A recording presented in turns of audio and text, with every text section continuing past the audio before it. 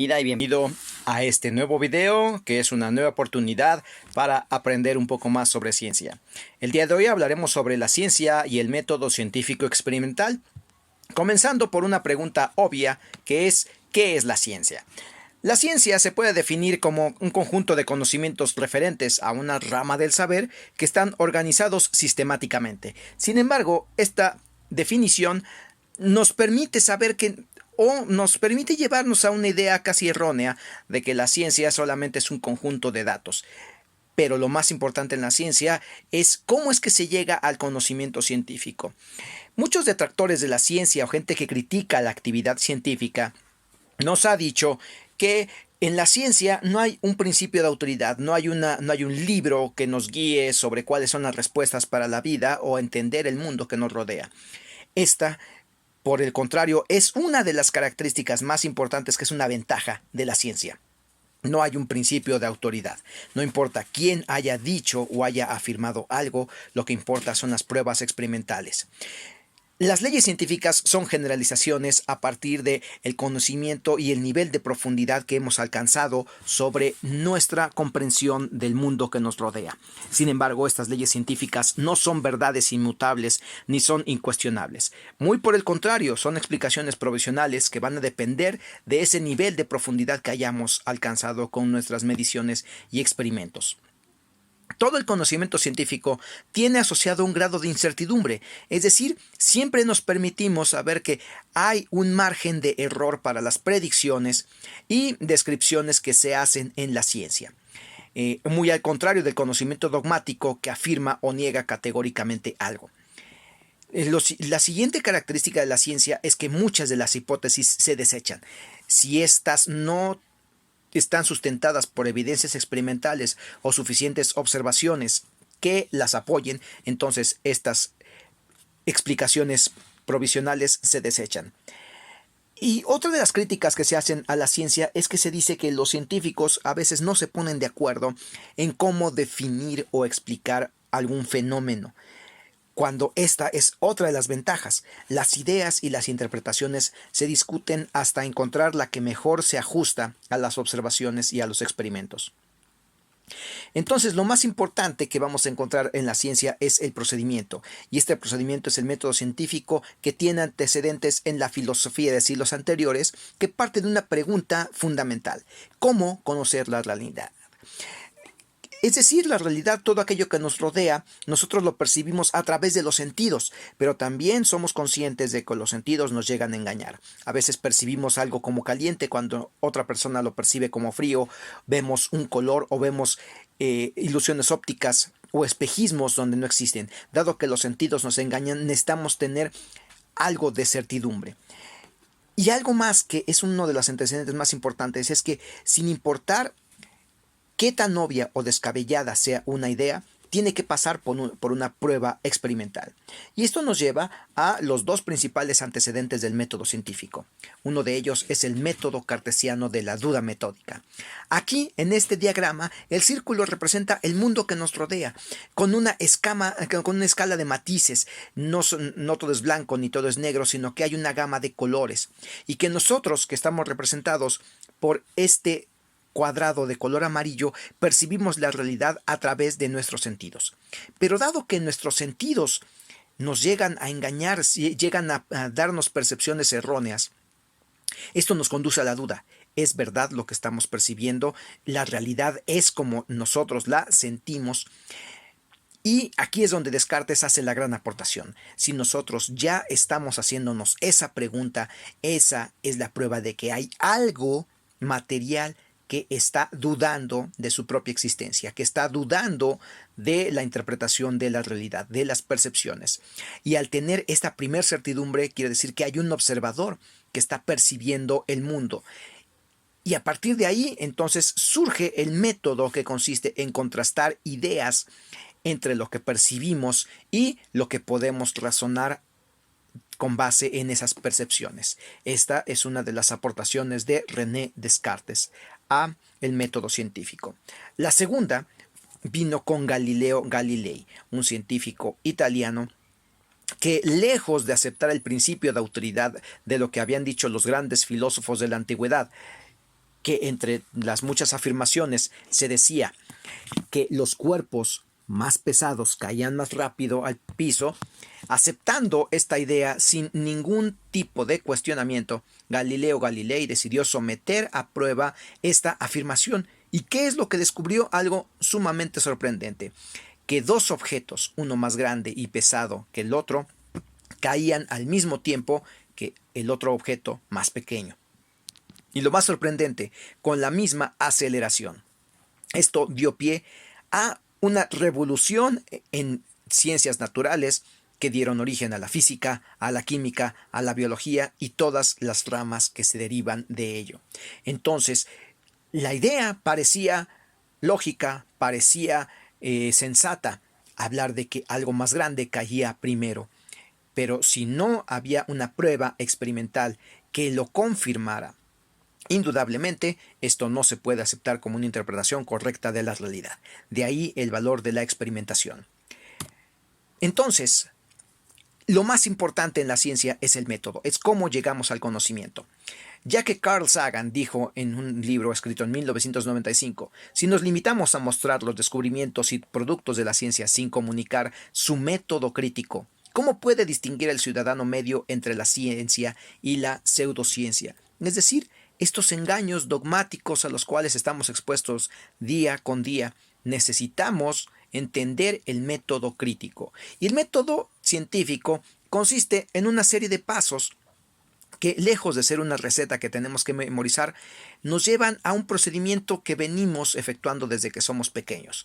Primero, hay una observación, es decir, nuestros sentidos se centran en lo que ocurre a nuestro alrededor y a veces enfocándonos en un solo fenómeno, en un solo acontecimiento.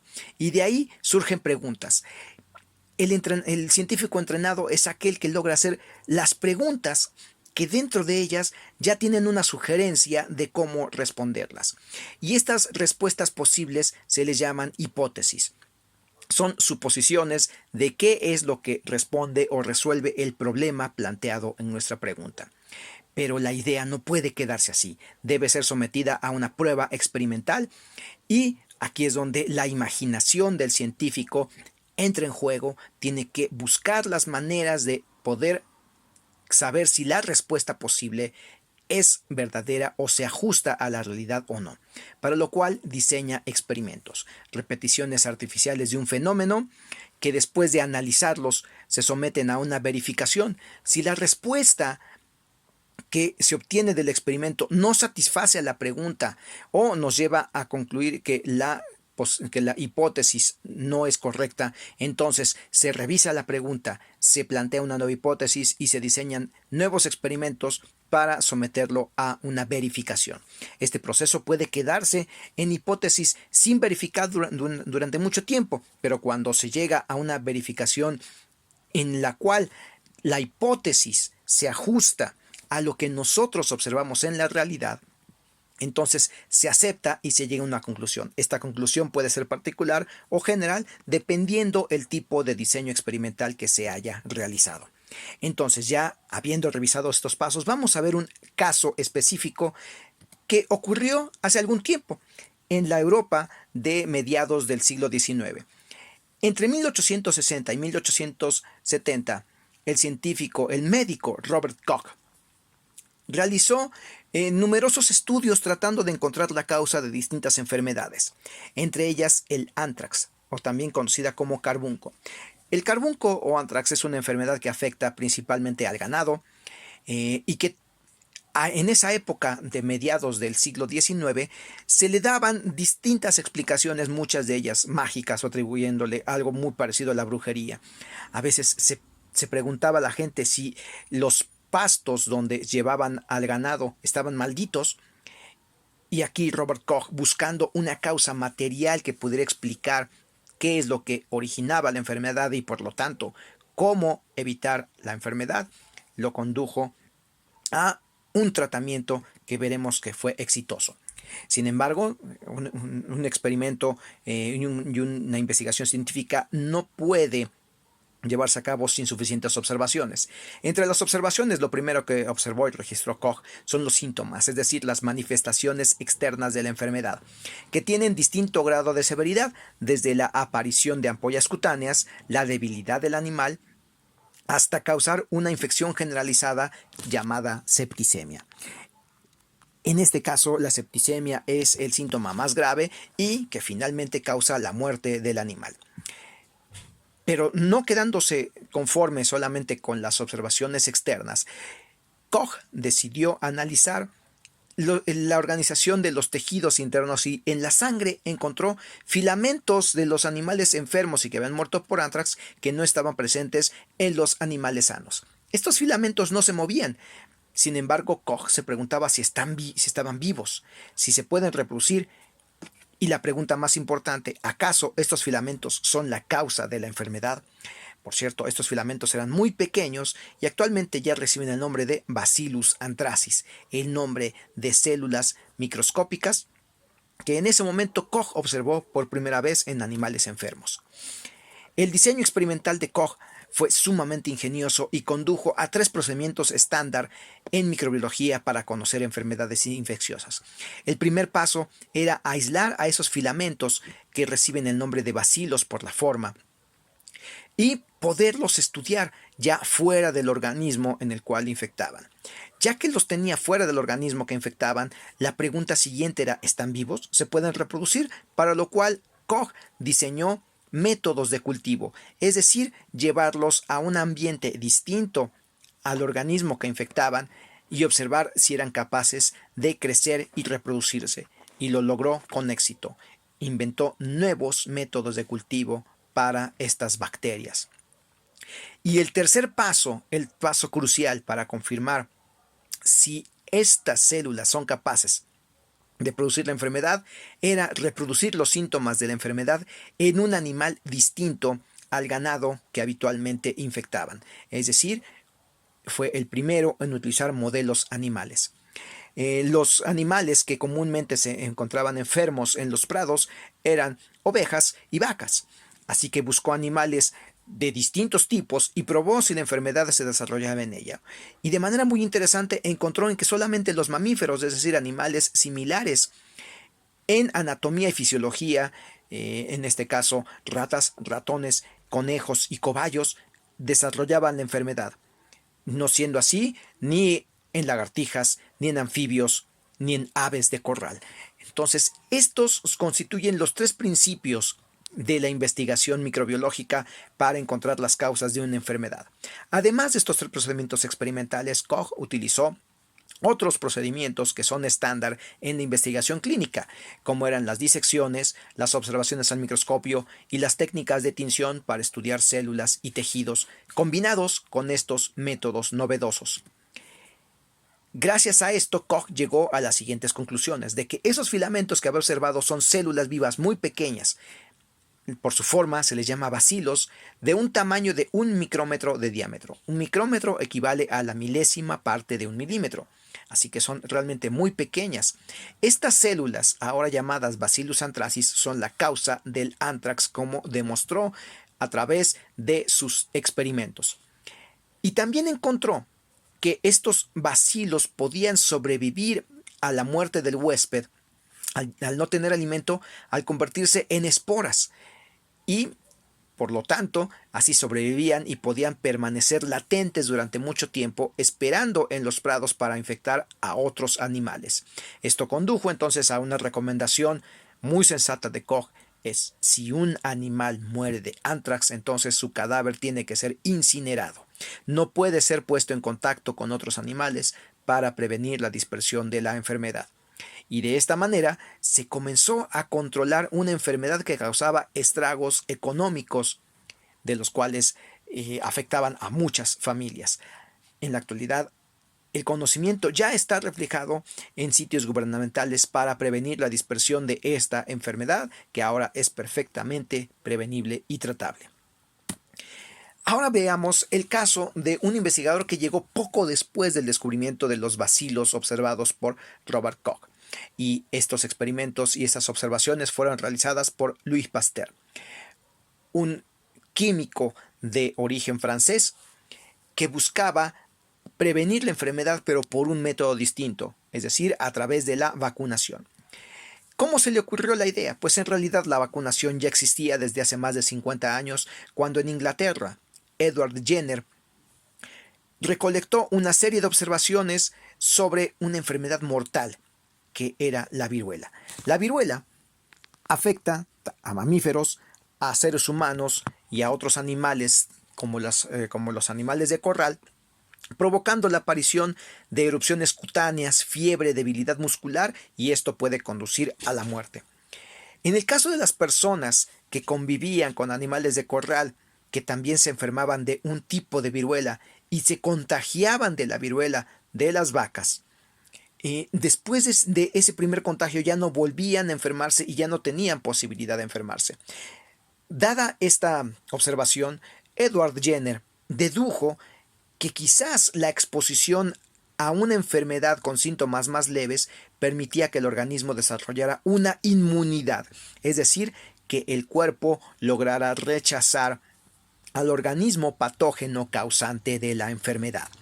De esta forma, entonces, tomó muestras de la sangre de animales vacunos que habían padecido viruela y con ello inyectó a distintas personas que después de exponerlas a pacientes enfermos de viruela humana ya no desarrollaron la enfermedad. Vale la pena mencionar que a partir de ese momento se inició una campaña de vacunación contra la viruela que condujo a un resultado exitoso, y la viruela se considera en la actualidad una enfermedad erradicada, la única enfermedad viral erradicada gracias a las campañas de vacunación. En el caso de Louis Pasteur, la vacuna que desarrolló fue a partir de cultivos de Bacillus anthracis debilitados, es decir, en métodos de cultivo que dejó envejecer. Y al dejarlos envejecer perdieron fuerza y provocaban una enfermedad de síntomas muy leves con los cuales el animal podía sobrevivir a una siguiente exposición ya sin desarrollar la enfermedad. Es decir, estimular la inmunidad en los animales vacunados con esos organismos que están en la categoría de vacunas vivas atenuadas. Después de los experimentos iniciales de Louis Pasteur, se han desarrollado distintos métodos para preparación de vacunas y eso nos lleva a los distintos tipos de vacunas. El primer caso de Louis Pasteur es el de las vacunas vivas atenuadas, pero también se tienen en la actualidad vacunas inactivadas en las cuales los gérmenes ya son incapaces de reproducirse, pero que pueden producir inmunidad. Las vacunas de fragmentos o pedazos de un germen que contienen subunidades o son vacunas de recombinantes o vacunas polisacáridas o combinaciones de estas para inducir la inmunidad en la persona que es vacunada. Las vacunas con toxoides son aquellas que se preparan a partir de sustancias tóxicas que producen las bacterias y así prevenir la muerte o enfermedad por intoxicación bacteriana. Y de desarrollo reciente, en los últimos 15 a 20 años, se han venido estudiando otras dos opciones que finalmente cristalizaron en el año 2019 y hasta 2021 para llegar a las vacunas de ADN o vacunas de ARN que combaten enfermedades virales y las vacunas de vectores recombinantes. Para más información, les recomiendo visitar el sitio www.vaccines.gov, donde van a encontrar más información sobre las vacunas.